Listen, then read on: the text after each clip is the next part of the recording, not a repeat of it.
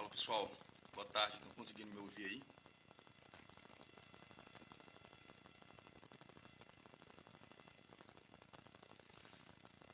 Como é que tá o áudio para vocês?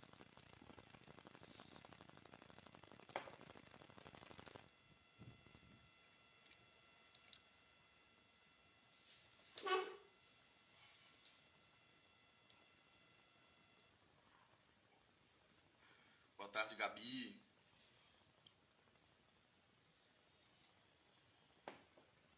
Ótimo, Gabi. Só esperar o Dudu entrar.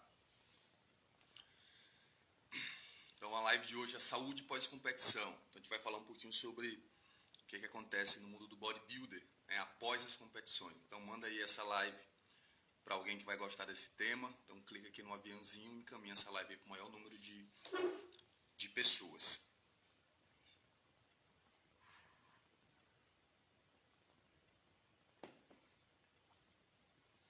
Esperar o Dudu entrar para a gente começar a nossa conversa.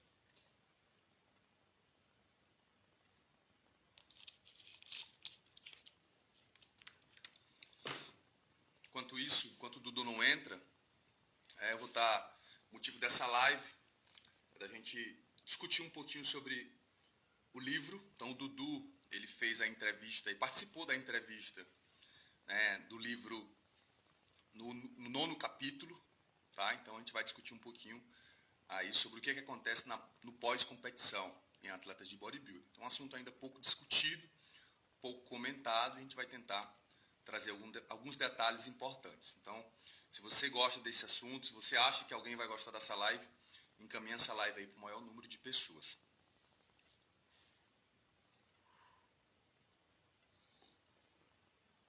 Um beijo, mãe. Aí a minha telespectadora fiel. Beijo, mãe. Aí alguns alunos entrando. Pessoal, se você ainda não adquiriu o livro, tá? O livro está disponível na venda do meu perfil. E aí você pode clicar lá na bio, tá? E adquirir o livro. Tá? O livro está custando R$ 89,90. É mais o valor do frete, obviamente. Só esperar aí o Dudu mandar o convite, né? Ele já entrou.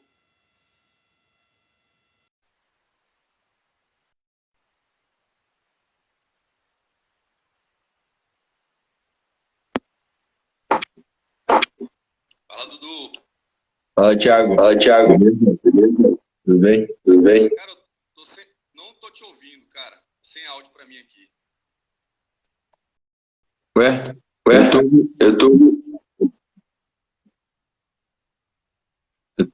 Eu tô te ouvindo. Tá ruim o áudio. Deixa eu ver.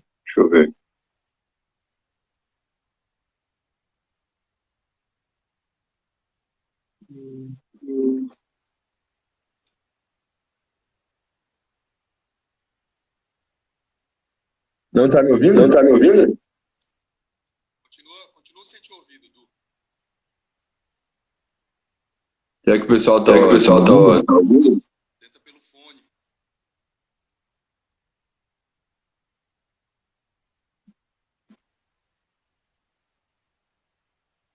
Galera, estão ouvindo? Deixa eu sair. O fone aqui, Dudu, pra ver se é o meu microfone. Tá dando eco aí.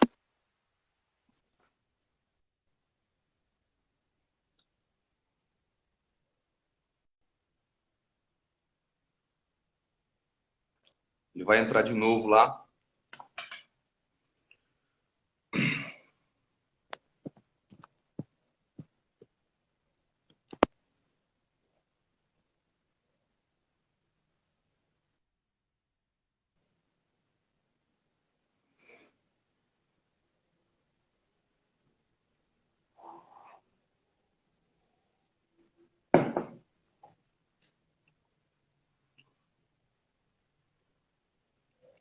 Fala, pessoal. Esperar só o Dudu aparecer de novo aí, pra gente reiniciar a nossa live. Então, a live de hoje a gente vai discutir, né, um pouquinho aí da entrevista do Dudu, no capítulo 9, fisiculturismo. O que acontece com os atletas pós-competição, tá? Só esperar o Dudu entrar, vai discutir um pouquinho sobre rebote, sobre alteração do sistema cardiovascular. Como é que tá o áudio para vocês aí? Estão conseguindo me ouvir?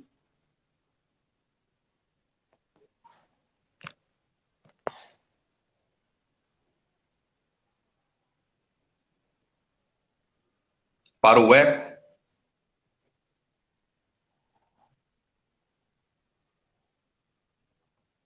Ótimo. O Dudu já entrou aqui de novo.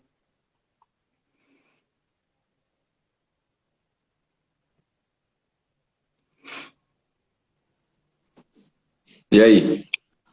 Ah, agora sim. Agora eu consigo te ouvir. Não sei o que aconteceu, mas que bom que deu certo. Ainda tá com um pouquinho de eco ainda, mas é bem menos.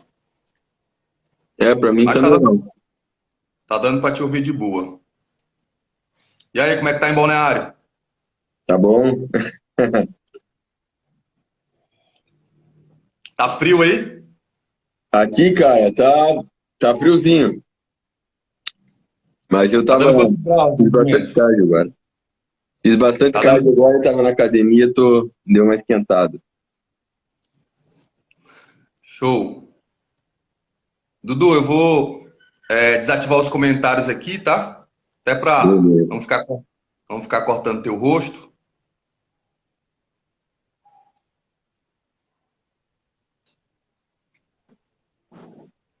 Deu uma travada aí agora.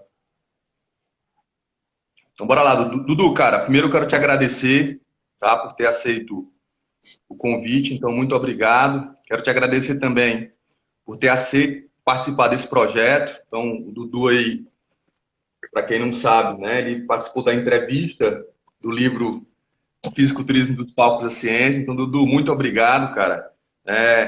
Acho que antes da gente começar a discussão, acho que eu tenho que me apresentar, tá? Então, eu sou o professor Tiago Reinaldo, aí para quem não me conhece. Eu sou mestre em Educação Física pela Universidade Federal.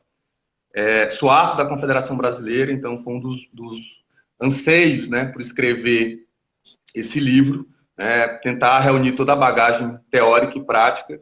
E o Dudu é uma grande referência, né? Eu acho difícil alguém aí da área do bodybuilder não conhecer o Dudu, né? Então, eu até mandei um registro para o Dudu lá em 2014, lá em Teresina, o curso que foi ministrar para o Vicente. Eu acho assim, Foi. Dudu, Foi 2015, eu acho, né? eu não lembro, cara, mas tem É, um tempinho já. foi uma das minhas primeiras palestras. Foi. Eu tinha começado a dar palestrar em 2014 e eu acho que essa foi em agosto ou setembro de 2015. Show. Dudu, assim, cara, eu fico muito feliz quando a gente pega, por exemplo, desde 2015, e a gente olha o bodybuilder hoje, a gente tem muito mais ferramentas para trabalhar, né? Então, hoje o bodybuilder, por exemplo, eu fiz um mestrado com bodybuilder, então eu estudei a finalização dos caras. Então, assim, coisa que há 5 anos atrás era praticamente meio que obscuro, né? Então, hoje a gente está meio que levando informação para o esporte. E eu acredito que discussões como essa, os teus livros, né, são muito importantes. Eu acho que eles foram pioneiros aí nesse mercado do bodybuilder, né? Antes dos livros do Valdemar, né? Acho que antes a informação principal era no livro do Valdemar. E É, aí a gente tem para teus mim, livros hoje. para mim primeiro foram os livros do Valdemar, e obviamente fuçar muito em blog, enfim, mas era uma informação muitas vezes jogada, sem embasamento científico. Então era algo que se confiava muitas vezes na experiência da pessoa que estava falando. E isso me incomodava bastante, né? Me incomodava porque eu sou um cara que eu vim do meio científico, já vinha do meio científico, né? Eu estava fiz mestrado na USP, depois doutorado em física. Então eu sentia falta de um embasamento científico, né? Era difícil confiar em algumas informações e muitas vezes você via conflito entre o que alguém estava falando, outra pessoa, e às vezes fala assim, cara, tá faltando ciência aqui, tá faltando ciência, mas eu não tenho esse conhecimento e eu preciso estudar, né? Eu preciso ir a fundo. Um livro que me ajudou também na época, ajudou um pouco, foi o livro do Chris Aceto, Championship Bodybuilder, né? É um livro antigo, mas deu para dar Leitura uma norte, obrigatória. deu para dar um norte legal também.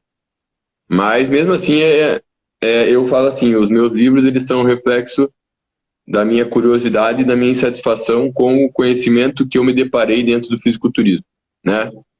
Então, eles refletem algo que eu queria realmente saber, né? E eu sempre tive vontade de ensinar, né? Dou aula desde os meus 19 anos. Então, aquele conhecimento que eu estava adquirindo para mim, eu tinha vontade de repassar. Então, é isso. Show, Dudu.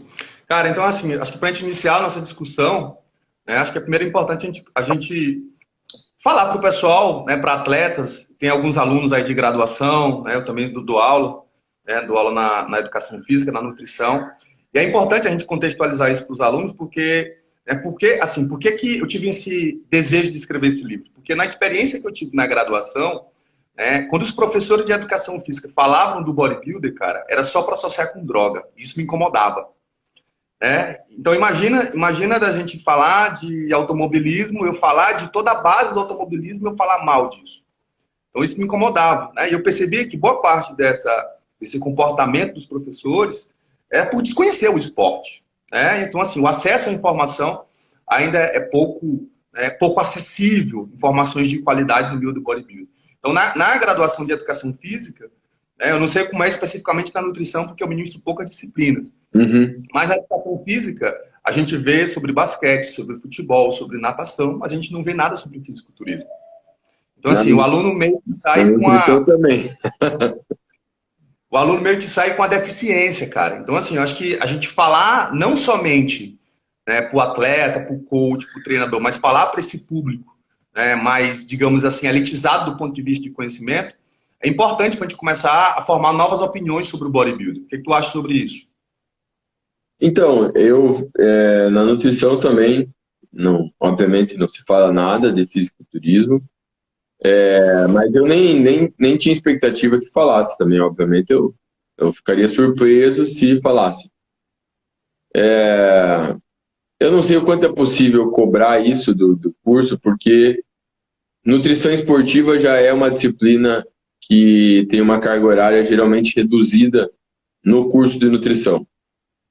Então, se não fala nem de nutrição esportiva direito, quem dirá vai falar de fisiculturismo, né? Então, eu acho que isso está longe assim, de entrar na pauta de um curso de nutrição, e até certo ponto eu entendo, né? Eu gostaria, obviamente, que a nutrição esportiva dentro da graduação ganhasse mais importância, e aí ali dentro poderia até ser discutido um pouco de fisiculturismo, mas eu diria que não é uma grande preocupação da minha parte. Eu acho que assim, a gente hoje tem material, né? Eu acho que já tem um grande avanço o fato de a gente ter material surgindo, o fato de ter meus livros, você aí está lançando um livro, a gente tem uma pós-graduação hoje voltada para o fisiculturismo, né? Então, assim, não adianta o cara querer cobrar que tenha na faculdade, porque eu acho que é pedir demais até. Que na graduação o cara veja algo tão específico como o fisiculturismo. Mas, felizmente, a gente tem hoje curso de pós-graduação. Então, para mim, isso já é uma grande revolução, né? Tem a pós-graduação Bodybuilding Coach, que eu dou aula da Uniguaçu, por exemplo. Se a gente pensar, eu não conheço um lugar no mundo que tenha um curso de pós-graduação desse nível, com professores tão experientes e tão preocupado com esse link entre teoria e prática, né? Então isso é uma grande conquista, né? Então assim, como eu diria assim, cara, o fisiculturismo no Brasil, no geral, ele vai bem, ele vai muito bem, tanto na parte que a gente vê do esporte, né? Tá crescendo aqui no país, como a parte de conhecimento, né? Porque os Estados Unidos, que é um país que tem uma cultura mais forte, muito mais forte que no Brasil, e às vezes as pessoas perguntam assim, por que a gente não tem tantos atletas de alto nível como tem nos Estados Unidos? Espera aí, olha a história do fisiculturismo que você vai entender. Começou lá nos Estados Unidos. Então isso já tem décadas lá, enraizado. E Cultural. e a gente tem atletas, e o Brasil vem vivendo uma época muito boa, a gente tem atletas de alto nível. Não na categoria Open, né? É mais difícil, obviamente, porque é uma categoria que exige atletas de alto potencial genético e também alto investimento, né? Então é mais fácil para a gente ter atletas de elite em outras categorias mais leves, que são categorias que exigem menos investimentos do atleta, geralmente, né? Em termos de recursos farmacológicos e patrocínio, enfim. Show. É importante tu falar isso, Dudu, porque assim, quando a gente pega, tu falou das academias, dessa cultura do bodybuilder, e até, por exemplo, na dissertação do meu mestrado eu tive muita dificuldade, porque imagina tu estudar um tema, né, que são estratégias de finalização, que realmente tem muita coisa do bodybuilder, só que quando a gente pega especificamente alguns conteúdos bem pontuais, a gente observa que, por exemplo, a metodologia dos campeonatos são diferentes do que é feito no Brasil algumas vezes, né? E às vezes quando a gente pega alguns trabalhos que falam de bodybuilder, o N amostral é baixo. Às vezes, lá na metodologia de trabalho, são indivíduos que têm experiência com treinamento. É quando você vai ler detalhadamente, os caras têm 4, 5 anos de treinamento. Né? Na grande maioria das vezes, por conta da dificuldade do acesso a esses atletas, a gente percebe que existe uma certa mistura de categorias. Então, por exemplo, é um atleta bodybuilder, é um men's physique, é um muscular, é um clássico. E a gente sabe que as estratégias desses caras variam, né, por conta da categoria. Então, quando a gente transporta isso para o Brasil, a gente tem uma certa dificuldade. Vou te dar um exemplo. Boa parte dos trabalhos que a gente tem hoje sobre bodybuilder, eles analisam geralmente 2 pontos. Ou é um trabalho descritivo, que ele descreve o que o cara faz, né? Ou alguns trabalhos que analisam variáveis biológicas, porém são variáveis que são analisadas em 2 momentos, pré e pós. Então, geralmente é pesagem e competição. Então, o que eu pensei? Poxa, como é que eu vou fazer um trabalho, né, diferente, teoricamente, do ineditismo, mas que seja um desenho experimental diferente? Então, o que eu fiz no mestrado? Eu avaliei 4 momentos. Então, eu setei um ponto basal, né, depois eu setei um ponto pesagem, ou seja, uma média ali de 5 a 6 dias antes da competição. Avaliei os caras na competição e avaliei os caras uma semana depois da competição. Legal. E aí, olha que engraçado, cara. Quando a gente pega os trabalhos, por exemplo, supercompensação de carboidratos, né? Às vezes, a gente tem vários trabalhos que já mostram aumento de perimetria, até trabalhos com ultrassom. O que os meus dados apontaram?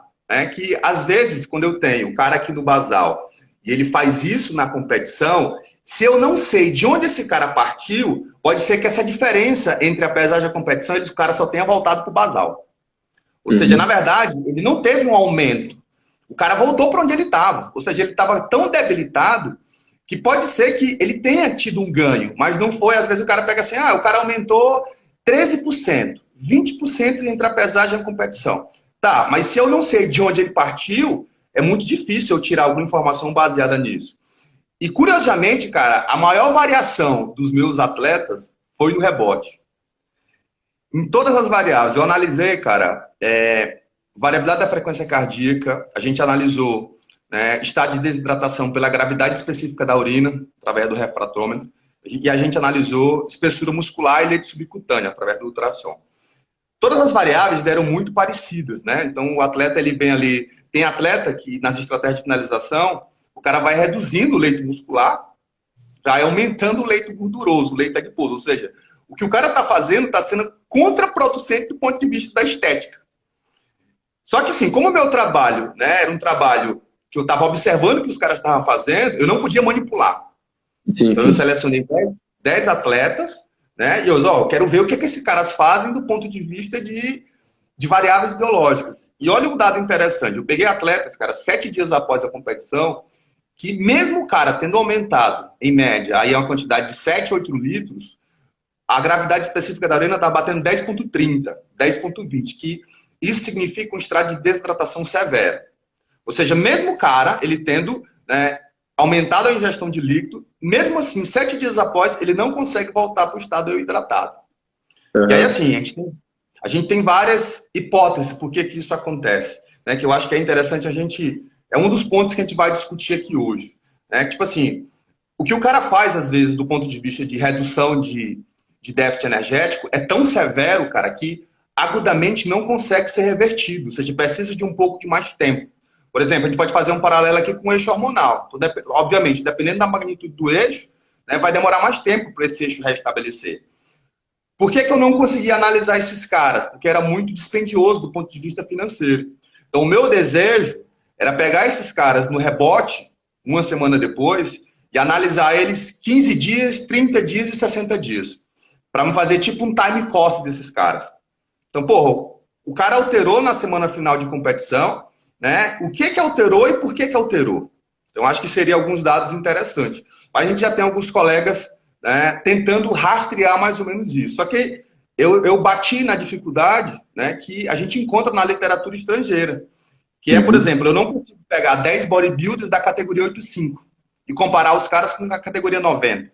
Então eu peguei 2 clássicos, 2 Classic Physique, 2 Men's Physique. E aí quando a gente pega e tabula o dado desses caras, o recordatório nutricional, enfim, toda análise dá uma discrepância muito grande, cara. Tem atleta que chegou a ingerir, né, pós-competição, aí uma média de 30 mil calorias. Eu contei várias e várias vezes para ver se eu não tinha errado essa contabilização, mas realmente os caras ingerem muita comida, cara. 30 mil calorias em 30 mil calorias em quanto tempo? Intervalo de 2 dias. 2 dias? Caramba. Eu não duvido mesmo. Porque Assim, tem um descontrole alimentar ali muito grande, né? Então, às vezes você relata, a gente vê relato caras que sobem 5 quilos, até 10 quilos em 2 dias ali. Claro que a gente sabe que é um baita rebote ali de retenção, né? Mas... Pois é. E aí, assim, um dado interessante que o coração ele não é um metrônomo. Então, ele não funciona assim, 1, 2, 3. Esses intervalos da frequência cardíaca a gente deduz como um marcador de variabilidade da frequência cardíaca. E o que a gente observa? Que, às vezes, mesmo um atleta com bradicardia, ele tem a variabilidade reduzida. Então, o que que isso significa em miúdos? Que mesmo o cara na condição de repouso, no pós-competição, pelo que ele fez de uso de diurético, recurso ergogênico, né, as drogas especificamente, estratégia alimentar e aumento de líquido, mesmo com o coração batendo na frequência cardíaca baixa, ele ainda está no estresse cardiovascular. Eu acho que isso é o ponto mais importante de deixar claro. É que às vezes quando a gente avalia algumas, por exemplo, pressão arterial e frequência cardíaca, é muito pouco para a gente determinar, né, se o atleta está saudável ou não. Né? E aí eu acho que seria interessante, né, tu falar, por exemplo, por que é importante uma análise pós-competição? Por que é importante, por exemplo, o atleta se preocupar com essa saúde pós-competição? Então, bom, um ponto importante aí que você tocou é que realmente esse rebote pós-competição, que é um ganho de peso muito rápido, né? Ele pode afetar, né, a saúde do atleta, a pressão arterial, tudo. E alguém que já está fazendo uso de várias drogas, isso pode ser um agravante, né? Porque o coração do fisiculturista, ele já tende a ter um coração mais fraco, né? Os esteroides, eles afetam a capacidade de contração e relaxamento do coração. Então, o indivíduo está mais suscetível, né, a ter algum problema sério com uma sobrecarga muito grande. Eu já conheci amigos, por exemplo, que tiveram problema depois da competição, tem infarto, né? E muitas vezes a pessoa não vai associar que foi relacionado ao rebote. Outro ponto é que você também pode ter uma piora aí na sensibilidade à insulina, com esse rebote rápido. E a gente vê muitas pessoas que elas relatam que depois do rebote, quando ela tende a voltar a fazer dieta, fica difícil voltar a perder peso.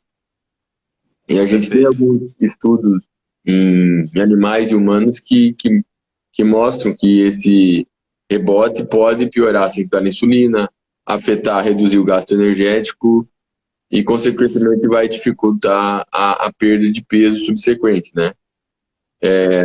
Por isso que eu falo que, assim, se a gente olhar os atletas de elite no fisiculturismo, né, a gente normalmente percebe que eles É claro que antes a gente tem que deixar claro que assim, né? O que seria um rebote drástico, né? Por exemplo, se você tem uma mulher que compete com 45 quilos e ela tem um rebote de 10 quilos, isso é muita coisa para ela. Mas esses 10 quilos não é necessariamente muita coisa para um cara que compete acima de 100 quilos, né? Proporcionalmente, né? Então, isso obviamente é algo que eu falo assim, a gente não tem estudos que eu conheço, estudo em fisiculturista, analisando esse aspecto do rebote diretamente em relação ao metabolismo, né? Mas eu vejo que em mulheres é pior, né? Eu vejo, já tive relatos também que as mulheres, quando elas sofrem esse efeito rebote, elas têm mais dificuldade de voltar ao físico de competição posteriormente. É. Então, por isso que eu falo, as atletas de elite, o que eu pude observar é que elas tendem a manter a diferença entre o peso de off e pré-contest mais estreita. Então, se a pessoa precisa perder muito peso para o pré-contest, ela tem um risco maior de ter um rebote agressivo, principalmente se esse período de preparação foi muito curto. Se for muito curto, obviamente, o indivíduo vai ter que forçar mais as estratégias para perder peso, né? Ele vai ter que fazer um déficit calórico mais agressivo, vai ter muitas vezes que recorrer a drogas termogênicas mais agressivas, e aí a gente tem uma sobrecarga já cardiovascular já por fazer isso, né? Por também estar utilizando esteroide junto com um abuso de estimulante, e aí a pessoa está mais sujeita a ter um descontrole alimentar. Essa tua fala, Dudu, é muito importante, cara. A gente observou uma alta correlação de uso de estimulante com hiperfagia. E aí a gente fica pensando, poxa, apesar de ser de correlação não implicar em causalidade, então quem entende estatística básica vai entender o que eu estou dizendo, né, ele indica um determinado comportamento. Então, se aquele comportamento é determinado daquela variável, a gente precisaria de mais testes para rodar e para analisar isso. Mas o que a gente tem observado? Que quando a gente fala de saúde cardiovascular, a gente tem a combinação de alguns fatores. Por exemplo, os caras vêm utilizando algumas substâncias, né, que são estimulantes do sistema nervoso autônomo. Vou te dar um exemplo. Clenbuterol. O clenbuterol é um potente vasodilatador. E aí o que acontece no pós-competição? Se o cara vem utilizando uma dose X de clenbuterol e ele retira abruptamente, ele tem uma vasoconstrição de rebote.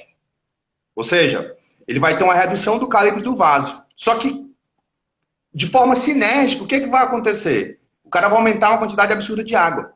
Então eu vou ter um vaso pequeno com alta quantidade de água. E a literatura, ela traz um dado bem interessante, que é da parte cardiovascular, que é o que a gente chama de lei de Pozelier, que o fluxo do conduto, né, é proporcional a esse raio elevado à quarta potência. Ou seja, o que isso significa? Que quanto menor o diâmetro, menor o fluxo. Só que aí eu tenho uma combinação de fatores. Eu tenho uma vasoconstrição induzida pela retirada abrupta, né, do uso de estimulante, um aumento de líquido, também abrupto. Então, geralmente, o atleta ele não faz esse controle de água. Às vezes, o cara sai, né, da competição morrendo de sede. E, ao mesmo tempo, o cara retira o diurético. Então, o diurético deixa de fazer efeito, o cara aumenta a água e ele retira os estimulantes. Eu tinha muita vontade, cara, de analisar isso do ponto de vista de glicogênio sintase. Só que a gente não tem aqui na Universidade Federal estrutura para analisar especificamente isso. Porque qual que é a hipótese que a gente tem? Como na literatura já está muito claro que a síntese de glicogênio hepática e muscular são processos que são diferentes, por exemplo, né? Bioquimicamente, né, em forma de resumo, é muito parecida, só que na prática é diferente. Então, essa síntese de glicogênio muscular, ela demora bem mais tempo, né? E esse processo demora mais tempo porque a gente tem na literatura alguns dados que a forma que esse glicogênio se liga na musculatura, ele depende de uma proteína já pré-existente, que é uma glicogenina. Então, por exemplo, é uma hipótese levantada por alguns trabalhos, por exemplo, que por que alguns atletas com as estratégias dietéticas o cara vai ter mais densidade? Parece que isso pode ser influenciado pela quantidade de glicogenina. Porque a glicogenina é o seguinte, eu tenho a proteína aqui e o glicogênio começa a se ligar. E aí quem faz isso é a glicogênio sintase. Só que quando a molécula começa a crescer demais, vem outra enzima, né, que quebra esse polímero e faz isso. Quando a gente pega no livro, ele diz assim, ó, ligação alfa 1,6 e alfa 1,4. E o que acontece? Isso acontece em meio líquido. Então, qual que é a hipótese? Como esse processo contrário, como a quebra de glicogênio, a glicogenólise muscular, ela é mediada por adrenalina e por cálcio, e esse glicogênio muscular, a quebra dele hepática é mediada por glucagon, se o cara hipoteticamente faz uso de estimulante na semana de finalização, ele está reduzindo a ação da enzima de ramificação do glicogênio. Ou seja, em outras palavras, ele reduz a síntese de glicogênio por conta de uso de estimulante. Só que a gente não tem ferramentas para afirmar isso. Não sei se eu consegui ser claro no meu raciocínio. É como se o cara estivesse tentando encher o balde e o balde está furado.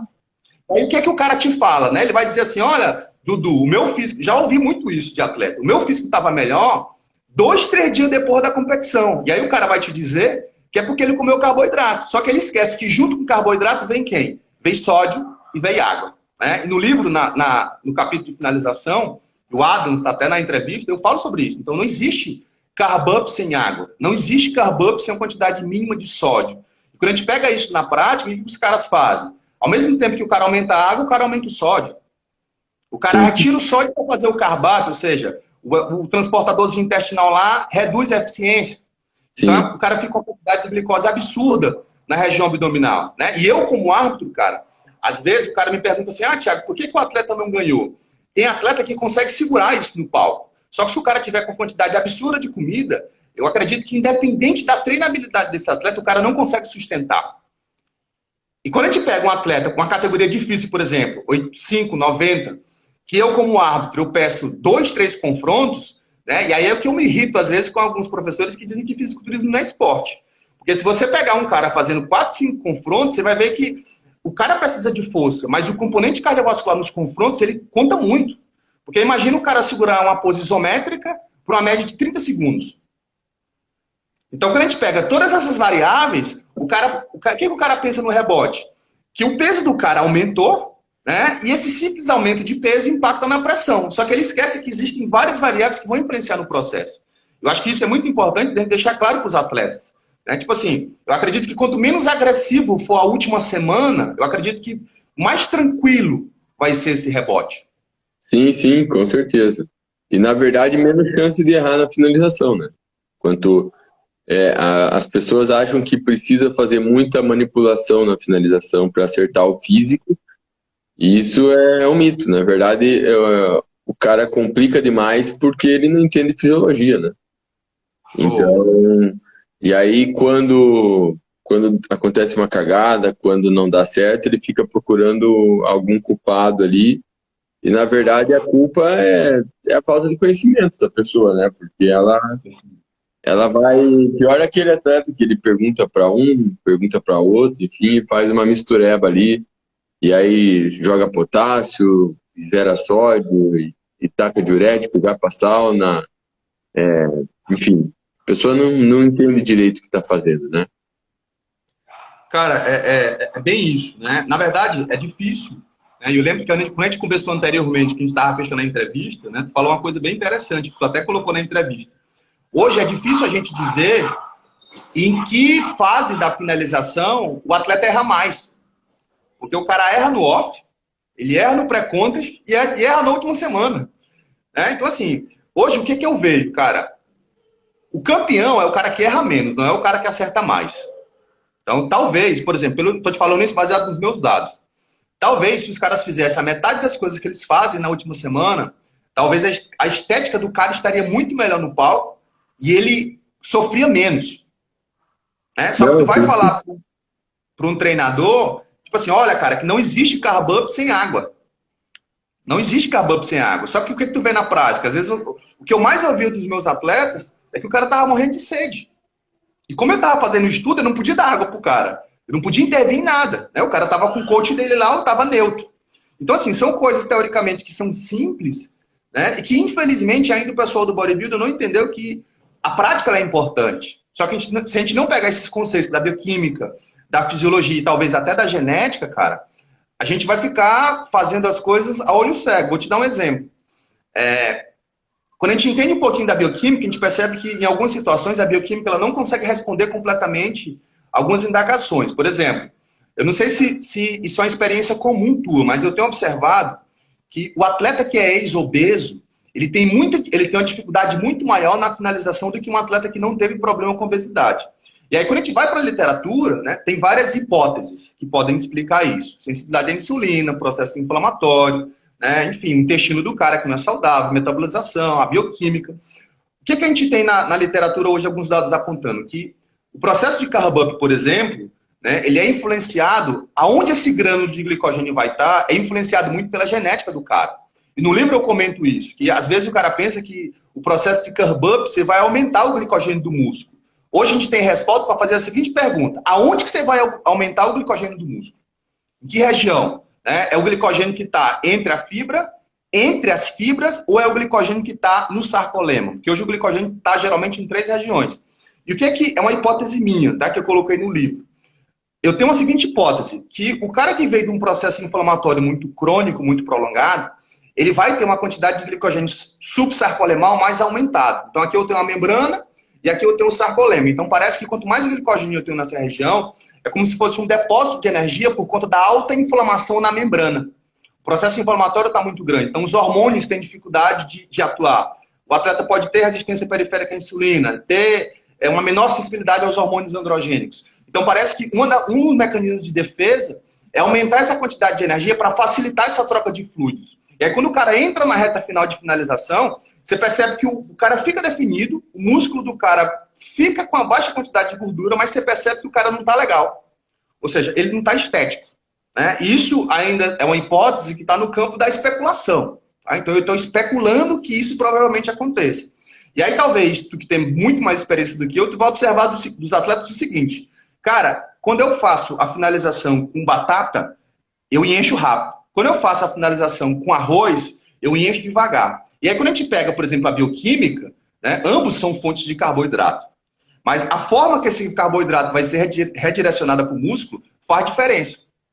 Então, assim, hoje a gente não tem respaldo na literatura para dizer assim, poxa, será que se o cara mudar a fonte de carboidrato, quando ele me diz que o físico dele enche mais rápido, ele está se referindo à quantidade e distribuição do glicogênio? A gente não consegue responder isso. Mas é uma pergunta interessante. Mas se fala, se você observa que enche mais com batata, enche mais rápido com batata? Não, foi um exemplo que eu te dei. Ah, tá. Dos atletas, entendeu? Não estou afirmando isso. Ah, o cara tá. te fala que determinada fonte de carboidrato, o cara enche mais rápido. E aí a pergunta que fica é, será se na metabolização desse carboidrato, né, isso pode ter influência na localização desses grânulos? A gente não consegue responder. Até porque o grânulo... Mas, na verdade, a gente tem algum respaldo hoje porque a microbiota da pessoa pode influenciar na resposta glicêmica dela, né, a determinado alimento.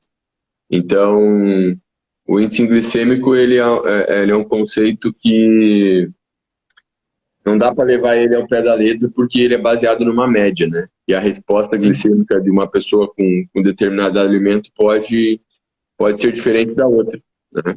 Isso pode ter uma influência. Perfeito, Dudu. E aí, cara, no livro eu trago o seguinte conceito de individualidade biológica. Quando a gente pega alguns treinadores, né, acho que uma das coisas que a gente mais escuta é que o cara diz assim, olha, comigo funciona diferente. O meu organismo funciona assim. E aí muita gente deturpa o princípio da individualidade biológica para tentar justificar suas teorias. Porque quando a gente pega o conceito que a gente leva ao pé da letra, ele não diz que as pessoas são diferentes, mas ele diz que a magnitude da resposta ela é diferente. Ou seja, se você come um carboidrato, qualquer fonte de macronutriente, existe um determinado padrão de metabolização. Ou seja, aquele alimento ele vai seguir uma sequência. Em algumas pessoas vai ser mais rápido e algumas pessoas vai ser devagar. Por exemplo, redução de glicemia, mecanismos que geram hipoglicemia. O processo é igual em todo mundo. Todo mundo a glicemia reduz por canal vazante de glicose, GLUT4. Algumas pessoas isso é mais fácil, outras pessoas isso é mais difícil. Algumas pessoas, os mecanismos que não dependem de insulina são mais eficientes, outras pessoas não são, mas o mecanismo é igual. Então eu não posso falar que as pessoas respondem diferente, mas é a magnitude, ou seja, é como que o processo acontece. E aí eu acredito que se o cara tiver essas ferramentas, ele consegue fazer uma estratégia de ajustes finais muito mais fácil. Porque assim, e aí eu vou te parafrasear, né? Tu fala uma coisa que eu acho interessante. Você pode até ser burro, mas o metabolismo ele não é.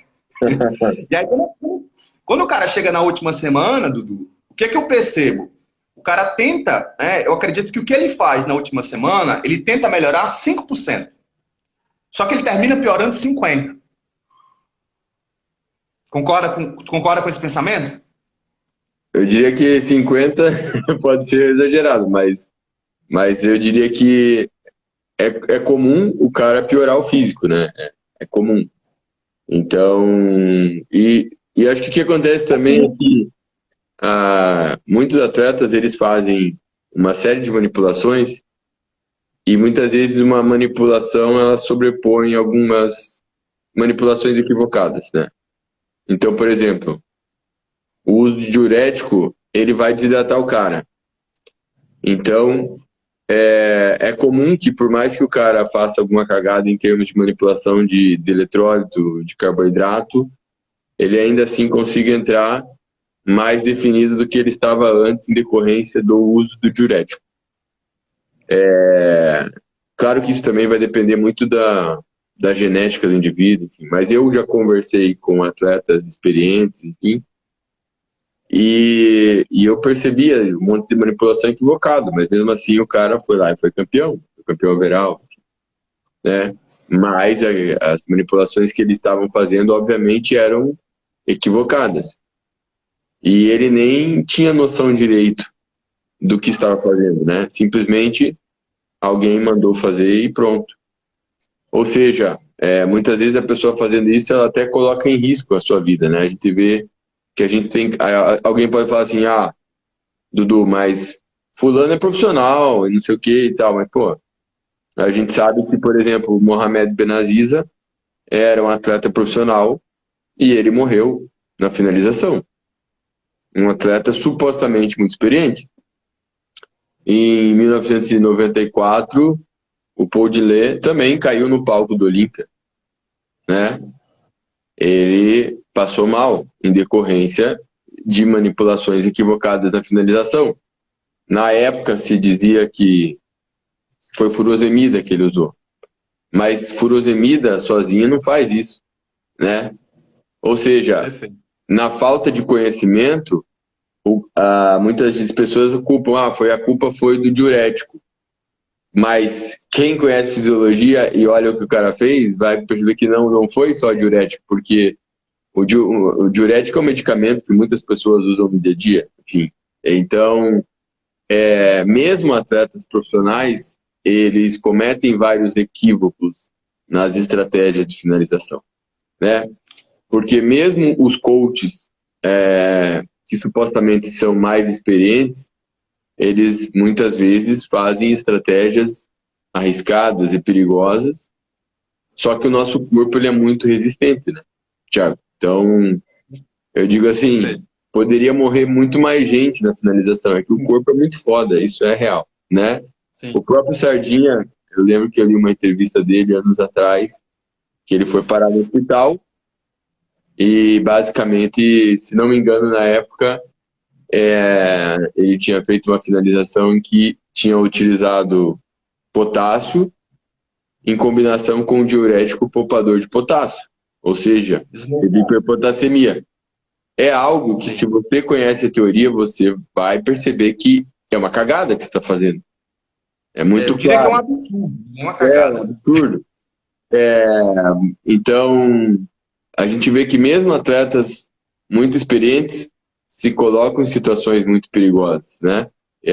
Até em 2013, eu não esqueço, na Expo Nutrition, que teve um atleta que ele morreu no hotel, ele estava fazendo a finalização e foi encontrado morto 2 dias depois, né? Então, certamente, muito provavelmente, ele morreu em decorrência de alguma manipulação agressiva que ele estava fazendo na finalização. Dudu, é assim, esse exemplo, né, que eu te dei dos 50, no seguinte pensamento, né, não é que o atleta vai piorar a metade do físico, mas o que ele faz não compensa os benefícios que ele tem. Ou seja, ele tem pouco benefício com muito risco. E aí, quando tu pega, por exemplo, tu falou uma coisa bem interessante, quando a gente pega essa manipulação dos eletrólitos, é uma coisa que, teoricamente, é simples. E aí, tu, por exemplo, eu te falo pela experiência dos nossos dados. O cara utiliza slow carb, ao mesmo tempo que ele usa um diurético poupador de potássio, e ao mesmo tempo que o cara está ingerindo 15 litros de água. Ou seja, o risco desse atleta desenvolver uma hiponatremia é altíssimo. Ou seja, ele diluir essa quantidade de sódio. Né? Aí a gente pensa, porra, se o cara tiver uma cãibra, de show de bola. E se tiver uma alteração do nosso sinoatrial lá no miocárdio, como é que o cara faz? O cara vai infartar. O cara vai ter uma parada cardiovascular. Né? Então, assim, eu acredito que é muito ingênuo a gente apontar o que o cara faz. Né? Na verdade, são as variáveis intervenientes, ou seja, é o conjunto de tudo que o cara faz que leva ele a ter essas alterações. O cara tá tentando se matar muitas vezes e não sabe. Isso que é o pior, né? Porque o problema, eu falo assim, não obviamente, tá fazendo cagada com o físico, porque o objetivo dele é deixar o físico melhor e ele não sabe, mas as estratégias que ele está fazendo geralmente podem piorar o físico dele. Mas o pior é ter algo mais grave, né? Exatamente, ter uma parada cardíaca, enfim, né? Eu já ouvi várias histórias assim sobre problemas na finalização de pessoas que fizeram, e eu sempre gosto de saber o que eles estavam fazendo para tentar encontrar ali qual que era o problema, mas é justamente isso que você falou. É o cara querer fazer um monte de manipulação achando que o segredo é fazer um monte de coisa, né? Eu sempre dou o exemplo seguinte, que para ficar mais fácil para o cara entender, que a finalização é um quebra-cabeça. E o objetivo desse quebra-cabeça é tu montar uma imagem muito bonita no final. O que acontece na prática? O treinador, o coach, o cara que está acompanhando o atleta, ele consegue montar a imagem. Só que ele monta a imagem, só que ele não entende como que ele montou aquela imagem. Ou seja, ele não entende como que o quebra-cabeça se encaixa. Então, assim, talvez se ele entendesse como que o quebra-cabeça se encaixa, né, a gente teria aquela lei máxima que tem nas lutas, por exemplo. Máxima eficácia com menor dispêndio energético. Ou seja, o cara colocaria talvez até um shape melhor e sofreria menos. E aí, para a gente encerrar aqui a nossa conversa, eu queria saber se tu já tinha lido alguma coisa. Hoje a gente tem uma hipótese, né, que esse rebote, esse ganho de peso muito rápido, pela essa retirada dos esteroides, somada com a retirada dos estimulantes, né, beta-adrenérgicos, que geram vasoconstrição agudamente pós-campeonato, os esteroides eles se ligam não somente no receptor de testo, né, ele se liga, por exemplo, em receptores muito parecidos, receptor de corticoide e nos mineralocorticoides, dentre eles a aldosterona. E a aldosterona ela tem uma função muito grande na manutenção da pressão arterial. Então, hoje tem alguns trabalhos na área de cardiologia que estão apontando que supradoses, né, de testosterona por muito tempo podem desregular o set point dos mecanismos tanto neural, de controle de pressão, como hormonal. E que isso, cronicamente, né, possa levar o atleta a desenvolver uma hipertensão. E aí tu falou, por exemplo, de um ponto interessante, que a gente já tem trabalhos, por exemplo, em animal, que o receptor de angiotensina, quando ele é muito estimulado no tecido cardíaco, isso gera hipertrofia cardíaca, só que é hipertrofia patológica. Ou seja, é diferente da hipertrofia que o ventrículo aumenta por um ajuste cardiovascular. Ou seja, é como se o músculo do cara ele alterasse o débito cardíaco. Então, o coração tivesse que bater mais para mandar mais sangue para a musculatura esquelética. Na tua experiência, tu acha que até que ponto que o uso não só de teste, mas desses recursos, possa influenciar nesse controle de pressão? Já leu alguma coisa sobre isso? Eu acho que, como eu vejo esse rebote independente de tirar ou não esteroide, eu acho que isso teria um papel menor. Eu acho que o papel maior no rebote é o descontrole alimentar somado ao rebote da desidratação. Então, quanto mais agressiva, pelo que eu vejo, né, quanto mais agressiva é a desidratação, né, mais agressivo tende a ser o rebote. E também tem relação, obviamente, com o descontrole alimentar, né, que é aquilo que você falou anteriormente. E você vê lá o cara tendo uma ingestão calórica absurda depois da competição. Eu já passei por isso em 2013. Eu usei uns bons meses de efedrina. E depois de um campeonato, eu tive um descontrole alimentar muito grande. O pessoal interpreta isso como compulsão, mas não chega a ser uma compulsão alimentar. Geralmente não é uma compulsão, porque na compulsão você não direciona, você come qualquer coisa. né? E no descontrole ali você come muito, sem dificuldade de parar de comer, mas você geralmente busca alimentos que você Você deseja, tem né? uma Alimentos. hiperfagia selecionada. Exatamente. Então essa hiperfagia, para mim, junto com o rebote da desidratação, é o maior agravante ali no pós-campeonato. Eu acho que, para mim, isso está mais ou menos claro. Se tem outros fatores que podem agravar, como você citou, eu acho que eles teriam um papel menor. Mas eu justamente eu não recomendo que o atleta interrompa o esteroide de uma vez depois do campeonato, né? Ele pode interromper alguns, mas de repente manter pelo Mas o menos desmame. a testosterona. Também, se ele estiver usando termogênico, por exemplo, está usando T3 ou T4 e clenbuterol, ele poderia interromper o clenbuterol, mas manter os tiroidianos, enfim. Então, é aquela coisa também, né, Thiago? Quanto mais agressivo foi, eu acho que eu sempre falo assim, quanto mais agressivo for essa estratégia, maior o risco desse rebote depois, né? Então, por isso que o atleta é prudente, que o atleta ele faça um pré-contest bem feito por mais tempo, né? Para ele não precisar abusar de recursos farmacológicos, porque senão ele vai pagar um preço por esse abuso. Isso assim, pela minha experiência, é certo. Quanto mais você abusar, maior o risco de você ter problema. Então, você pode usar diurético na finalização? Eu acho que pode, né? Só que assim, eu, por exemplo, eu não faço manipulação de eletrólito na finalização. Basicamente controlo a ingestão de água, também não zero carbo antes para depois fazer carb up, não vejo necessidade. Então eu não faço nada agressivo na finalização, né? Como é que tu faz? Tu deixa alto até a véspera, corta?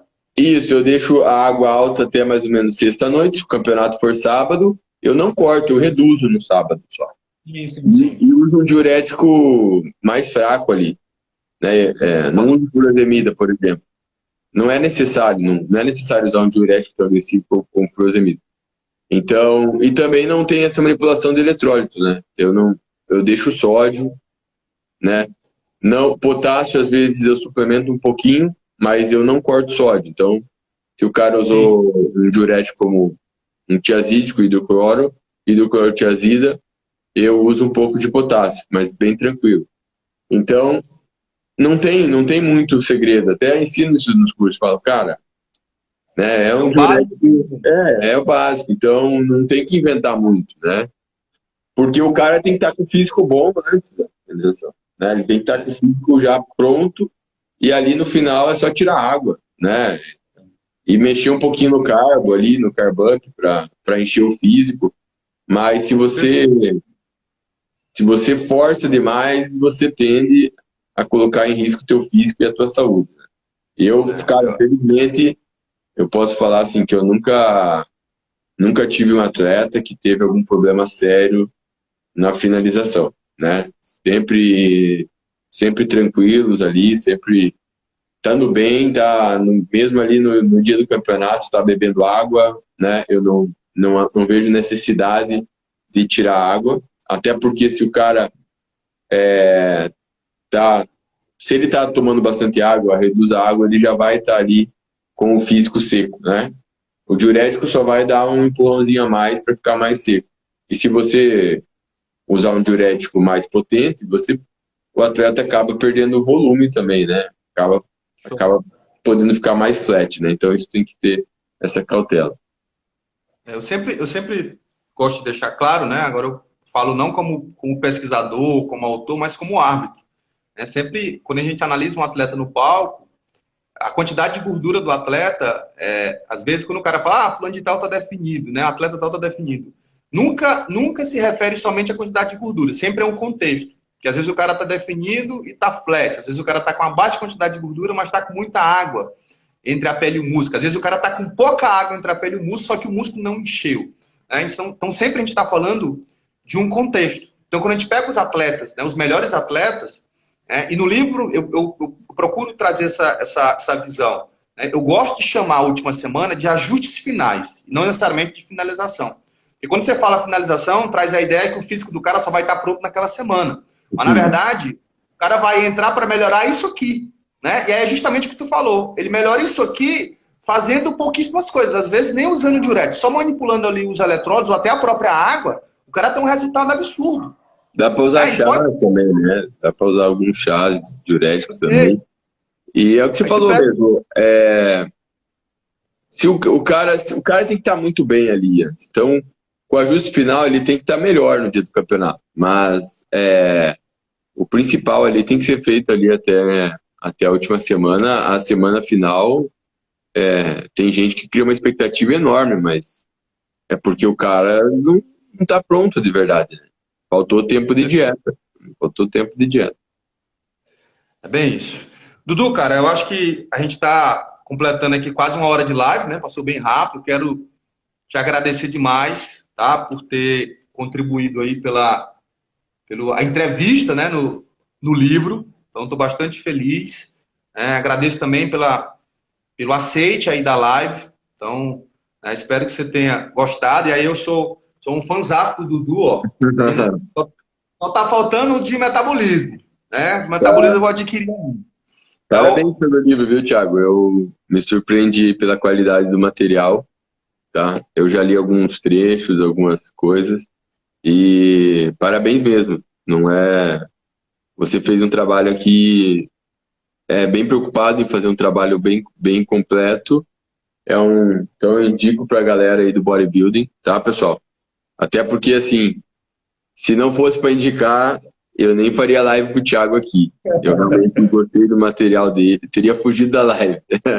Mas eu gostei do material dele, pelo embasamento científico e também pela experiência prática dele. É visível no livro aqui que ele teve uma preocupação muito grande em fazer algo que eu já fazia nos meus livros. Eu fico muito feliz de ter mais gente com essa visão do fisiculturismo, porque o fisiculturismo precisa dessa visão, né? Precisa dessa visão.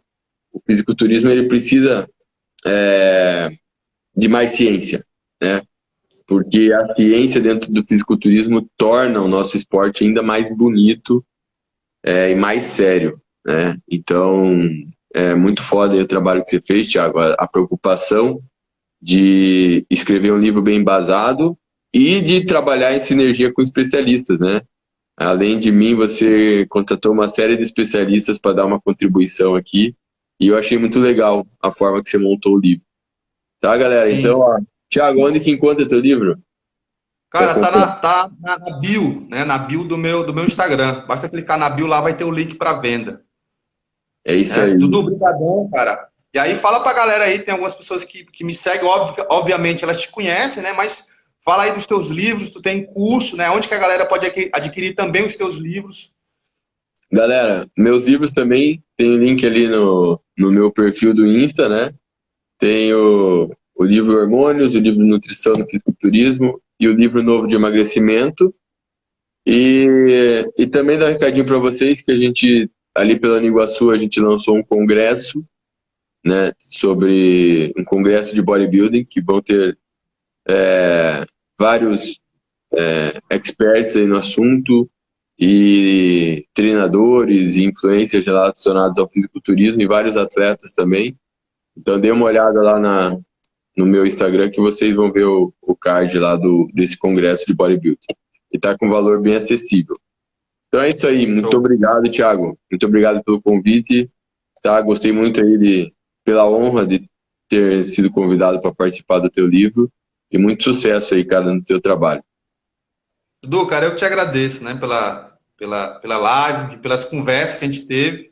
Então você é uma referência não somente para mim, mas para toda a galera aí do bodybuilding. Eu acho que a intenção, cara, é ajudar, né? E quanto mais a gente ajudar a disseminar a informação, não a informação do Dudu ou a informação do Thiago, né, mas o que tem na literatura, mas baseado na nossa experiência prática. Eu acho que a gente vai ter um fisiculturismo cada vez mais competitivo, né, e atletas aí com uma longevidade maior no esporte. Acho que essa é a nossa principal, pelo menos é a minha principal missão.